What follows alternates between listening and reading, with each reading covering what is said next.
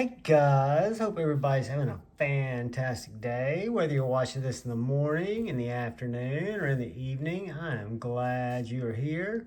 If you get the time and you're so inclined, please hit that subscribe button below. It'll notify you if you hit the bell icon of when I release videos. It'll also help other people see my videos.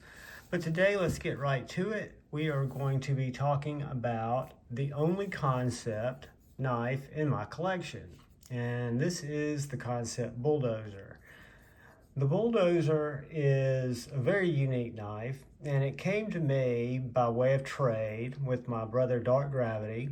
He picked this knife up, actually got a fantastic deal on it because the fella had it mislabeled that was selling it. This is the actual Timascus version, where it's full titanium with Timascus hardware, Timascus pivot collar, and a Timascus pocket clip. So it's also, if I'm not mistaken, 20 CV. So again, this is a front flipper knife. And as you guys know, who know me, I hate front flippers. But this knife has enough of the blade exposed that you can easily front flip it, or reverse finger flip it, I guess is the best term, as I fail it. But it's got a very narrow handle. It's got a very tall, flat grind blade that's very, very slicey. Let me grab a sheet of the Poo Poo Digest here.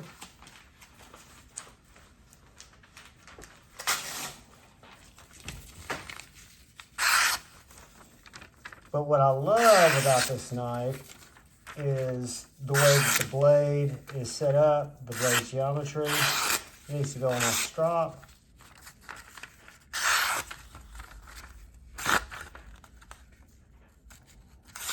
If I wasn't trying to cut, looking through a viewfinder.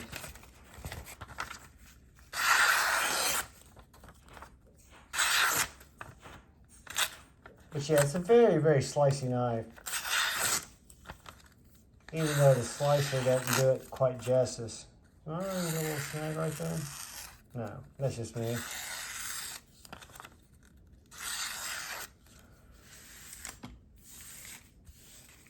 So the Bulldozer is kind of, from an EDC standpoint,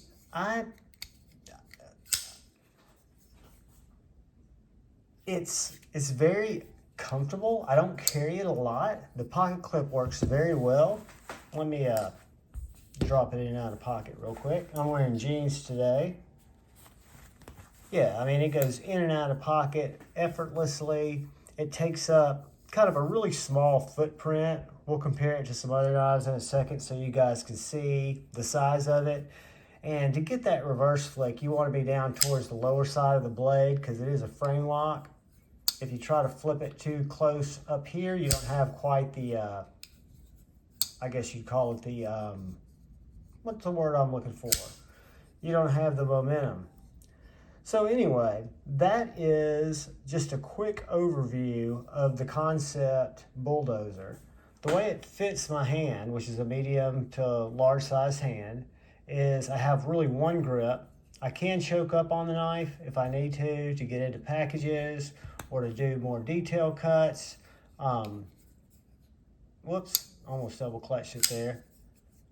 So you can choke up. It's not a truly defined choil. It's more of a sharpening choil. And I think they've done a pretty good job of that sharpening choil there. You've got plenty of times that you can sharpen it. I have not sharpened this yet. But maybe I'll do that later after the review here, or after the overview. And I've had this knife in my collection now for going on a year. So I've used it for processing cardboard. I've used it to cut paper. I've used it not for anything hard use. I wish I could tell you that I had, but I just haven't. But the things that I've used it for, it does well. It stays very much centered. It does not need to be, as much as I fidget with it, it doesn't walk. I haven't had to go in and Loctite it. I haven't had to do anything like that. The front flipper works very well. kind of pronounced there. So again, front flipping's not my thing, but this knife is set up very well for front flips. Again, would I pick a knife out like this if I wasn't trading for it? Probably not. But do I have regrets because I traded for it? Not at all. I find it to be a very interesting knife. I did not have any Kansepts in my collection before. I think that the way that this titanium's milled, the way that the Moku tie is kind of tied into it, very kind of understated elegant, where you've got the anodized kind of accent backspacer and hardware, and then you've got this real nice, let's see if I can get a good view on it without shining it out, Moku tie clip and Moku tie pivot collars. And then you've got this black wash blade that I really like. I mean, the blade, the belly, the blade style is right up my alley. So yeah, this is a knife that's definitely going to be a forever knife. It's going to stay in my collection, not only from where it came from, but just because I really like it. The geometry on the lockup is done very, very well. It does have a steel lock bar insert, and you can see there that it locks up just very, very nicely at about 25–30%. As I fail it, but it never goes past 30%. Even if I barely hit it, that was light on my part. Let's do a couple of quick size comparisons to the Kansept Bulldozer so you guys can get an idea of how long it is. Next to a Sharpie. I'm kidding. I just happened to be laying there. Let's look at it next to the Cold Steel 4MAX. And let's look at it next to the Civivi Baby Banter. And it's going to be a great deal smaller than the 4MAX, and it's going to be a good deal larger than the Baby Banter.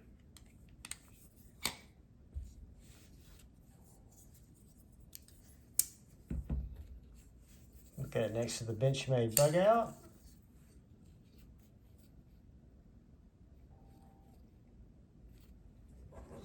And the Spyderco Paramilitary 2.